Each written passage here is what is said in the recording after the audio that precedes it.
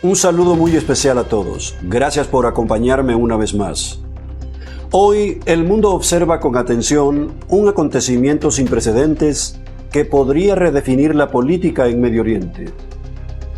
Washington y Damasco, dos nombres que durante décadas simbolizaron distancia, sospecha y sanciones, podrían estar a punto de escribir un nuevo capítulo en la historia de Medio Oriente.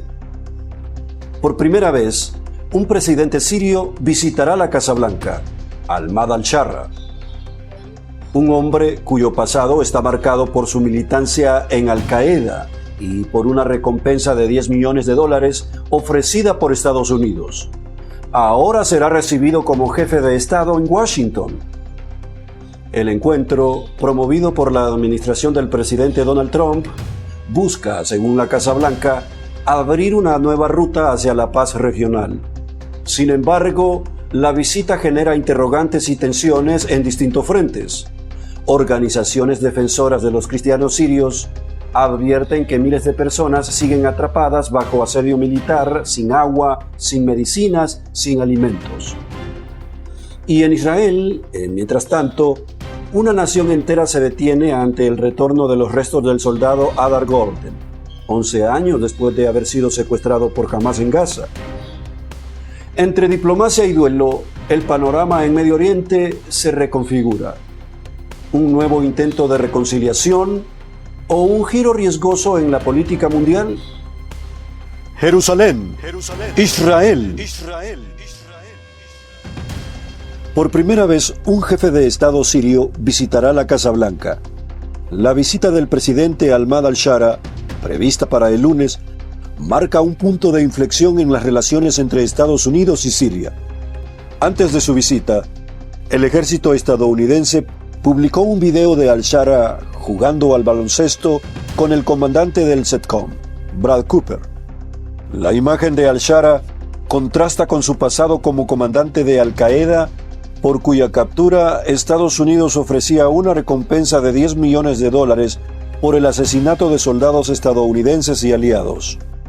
A pesar de su pasado, la Casa Blanca espera que al-Shara pueda desempeñar un papel clave en la visión del presidente Trump de paz en Oriente Medio. Justo antes de la visita, 100 líderes religiosos firmaron una carta con la esperanza de que el presidente aprovechara su reunión con Shara para proteger a los cristianos y drusos del sur de Siria.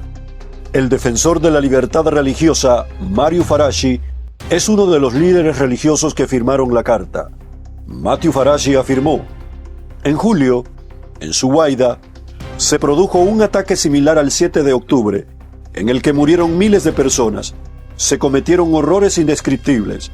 Abuelos y nietos arrojados desde edificios, niños violados, ancianos quemados, corazones arrancados.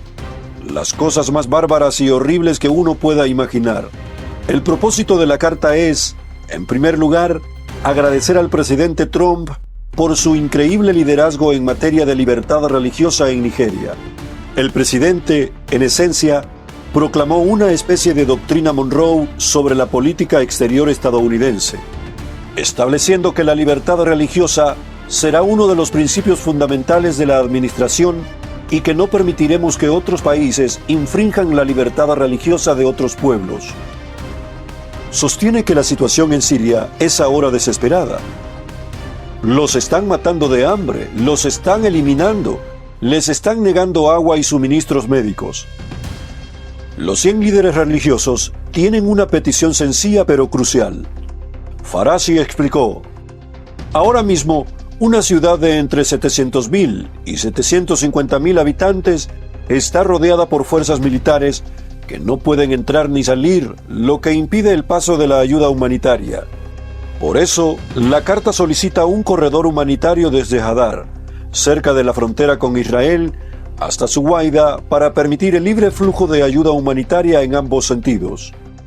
Sabemos que tienen influencia sobre el presidente de Siria, así que les animamos a que la utilicen para decirle: debe detener esta actividad y debe respetar la libertad religiosa en Siria.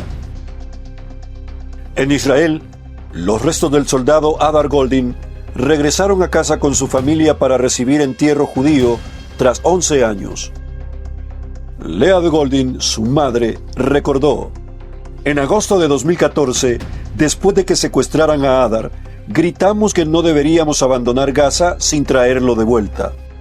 Para nosotros era evidente que el Estado de Israel no abandonaría a sus soldados. Nos tomó 11 años traerlo de vuelta con la ayuda de las FBI y las fuerzas de seguridad, y que nadie se equivoque. Antes de la repatriación del cuerpo de Goldin, el primer ministro israelí Benjamín Netanyahu declaró: dijimos al comienzo de la guerra que liberaríamos a todos los rehenes sin excepción. 255 fueron secuestrados, incluyendo 4 que habían sido secuestrados anteriormente, y hasta ahora hemos liberado a 250. Los traeremos a todos de vuelta. Shosh Bedrosian, portavoz del gobierno israelí, afirmó: Hamás sabe dónde se encuentran nuestros rehenes dentro de Gaza y somos plenamente conscientes de que pueden encontrarlos a todos si se esfuerzan más en cumplir su parte del acuerdo de alto el fuego. 4 cuerpos de víctimas de Hamás permanecen en Gaza. El regreso de un cuerpo a casa en Israel y la llegada de un excomandante yihadista a la Casa Blanca podrían parecer historias sin conexión, pero ambas reflejan una misma tensión: el pulso entre justicia y diplomacia, entre memoria y poder. La pregunta es inevitable: ¿qué busca realmente Washington con este acercamiento? ¿Una paz genuina o una estrategia de control geopolítico que cambie el equilibrio de fuerzas en la región? La visita de al-Sharra, el antiguo enemigo convertido en socio potencial, podría ser interpretada como un movimiento audaz o como un peligroso error, porque mientras Estados Unidos tiende la mano, millones de cristianos y drusos siguen sitiados en el sur de Siria, y sus voces claman por ayuda que aún no llega. A la vez, Israel enfrenta su propio espejo de dolor. 11 años debieron pasar para que la familia Goldin pudiera dar sepultura a su hijo. Netanyahu lo dijo claramente: traeremos a todos de vuelta. Pero esa promesa encierra un desafío que va más allá de los rehenes: devolver a su pueblo la seguridad que la guerra les arrebató. En los próximos días, la diplomacia mundial podría entrar en una fase impredecible. Si la Casa Blanca decide suavizar las sanciones contra Damasco, ¿cómo reaccionará Israel? ¿Se abrirán nuevas rutas de cooperación o veremos alianzas que alteren por completo el mapa político de Oriente Medio? El mundo observa con cautela. Cada movimiento, cada palabra, cada apretón de manos tiene consecuencias que podrían definir el rumbo de los próximos años. Siria intenta salir del aislamiento. Estados Unidos busca rediseñar su influencia. Israel, una vez más, se prepara para lo inesperado. Y mientras tanto, las víctimas olvidadas, los pueblos hambrientos, los soldados caídos, las familias que aún esperan noticias de sus seres queridos, siguen recordándonos que la verdadera paz no se firma en los palacios, sino en el corazón de las personas que sufren. ¿Será esta visita el comienzo de una nueva era de entendimiento o el preludio de una tormenta diplomática? Solo el templo y las decisiones de los hombres lo dirán. Saludos.